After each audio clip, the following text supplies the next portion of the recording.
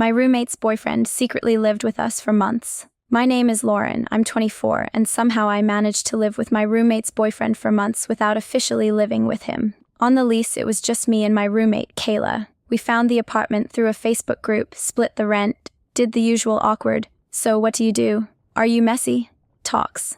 At first, it was fine. She was a little louder than me, I was a little neater than her, but nothing crazy. She had a boyfriend, Tyler, who started coming over a couple nights a week, no problem. I had no issue with sleepovers as long as people respected common spaces. The first red flag should have been how quickly a couple nights turned into, "Oh wow, he's here again." Tyler was always around. At first it was cute. He'd bring Kayla takeout, they'd watch Netflix in her room, I'd hear them laughing. Then his toothbrush appeared in our bathroom, then his razor, then his shampoo. Then one day, I opened the fridge and saw his protein shakes with his name written on them. I joked, "Damn, Tyler's here more than I am," and Kayla laughed it off like it was the funniest thing. "Yeah, he just loves me too much," she said. "It's basically free security. You've got a man in the house now." The joke started to feel less funny when I realized I genuinely didn't remember the last time I'd had the apartment to myself. Every morning, he was on our couch scrolling his phone. Every night, his shoes were by the door. I'd come home from a long shift and he'd be at our kitchen table eating, shirt off like it was his place. But anytime I tried to bring it up, Kayla would say, "He's just staying over a bit more, relax, he doesn't live here." Things crossed from annoying to creepy when I started noticing my stuff being used. One day I went to grab my leftover pad thai from the fridge and it was gone, replaced with an empty container in the sink. Tyler shrugged and said, "Oh, I thought it was Kayla's, my bad." Another day I found one of my throw blankets in Kayla's room, but it smelled like Tyler's cologne. Then it was my laundry detergent, half gone even though I'd done one load, my olive oil, my coffee. When I mentioned expenses, Kayla said, "He barely eats here, Lauren, chill. You act like he's draining us dry."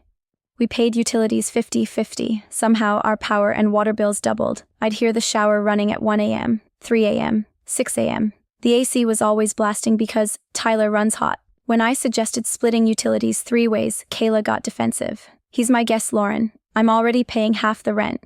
Do you want me to start charging you every time your friends come over?" The thing is, my friends rarely came over. I started staying late at work or going to cafes just to avoid the tension at home. One afternoon, I came back unexpectedly to grab something I'd forgotten.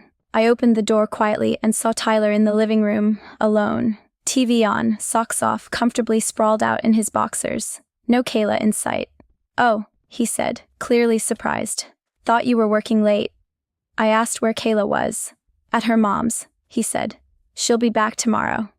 Tomorrow. So he was just chilling in our apartment overnight, without her there, like he owned the place. That's when my stomach really dropped.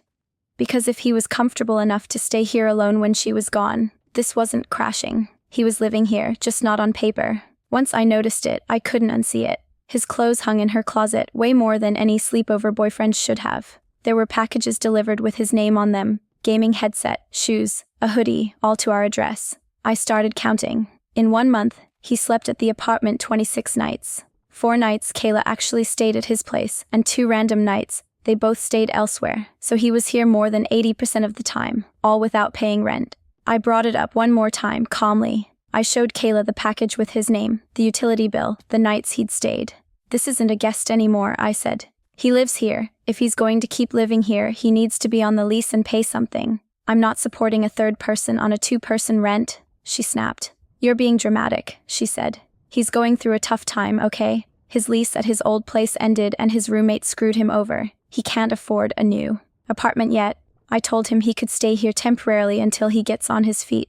That was news to me. "How long has temporarily been?" I asked. She paused. 3 months, she admitted.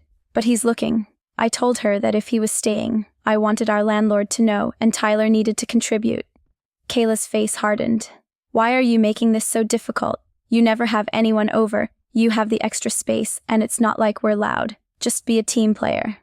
That night, I woke up around 2 a.m. to a strange sound. I went to the kitchen for water and found Tyler standing in the dark, fridge door open, eating my leftovers again. He didn't notice me at first. I watched him scroll through my post-it notes on the fridge, reading my reminders, my grocery list. When he saw me, he smirked. "You're up late," he said. He didn't apologize, didn't offer to replace the food. I went back to bed with a pit in my stomach and started planning how to get him out. The breaking point came when I opened our mail one day and found an envelope from our landlord addressed to Lauren and Kayla, an occupant. Inside was a notice reminding us that overnight guests were limited to 14 days per month and any additional resident needed to be added to the lease. There was a handwritten note. Please confirm who is living in the unit. Other tenants have reported a third person staying full-time. My neighbors had noticed what Kayla pretended not to see. I took a deep breath, scanned the letter, and emailed the landlord that yes, there was a third person staying without my consent, and I wanted it addressed. Then I told Kayla what I'd done. She exploded. "You're trying to get us evicted," she screamed. "You're ruining his life. You're such a selfish bitch." Tyler joined in, saying I was overreacting and snitching instead of just talking to him like an adult. I reminded them that I had tried talking multiple times, that they'd lied by omission for months while I unknowingly subsidized his living situation, that I didn't feel safe having someone I hadn't chosen as a roommate wandering our place when I was home alone. When the landlord scheduled a visit, Tyler finally moved out, or pretended to. He took some stuff, stayed at a friend's, and then tried sliding back in a week later like nothing had changed. The landlord caught him during a surprise inspection and made it very clear. Either he was added to the lease and rent went up, or he was banned from staying more than a few nights. Kayla chose him. She and Tyler signed a new lease together in another apartment a month later. I found a different place with a girl who was very upfront about her boundaries and boyfriend status. Kayla still thinks I'm the villain who got rid of her boyfriend. But here's how I see it. If someone lives in your space, uses your food, your utilities, your address, your sense of safety, and refuses to acknowledge it, then you're not a roommate. You're a walking, talking subsidy. So if your roommate's partner basically moved in for free, ignored every boundary, and your landlord finally called it out, would you stay quiet to keep the peace, or risk being the bad guy to stop paying rent for a ghost roommate who's not actually a ghost at all?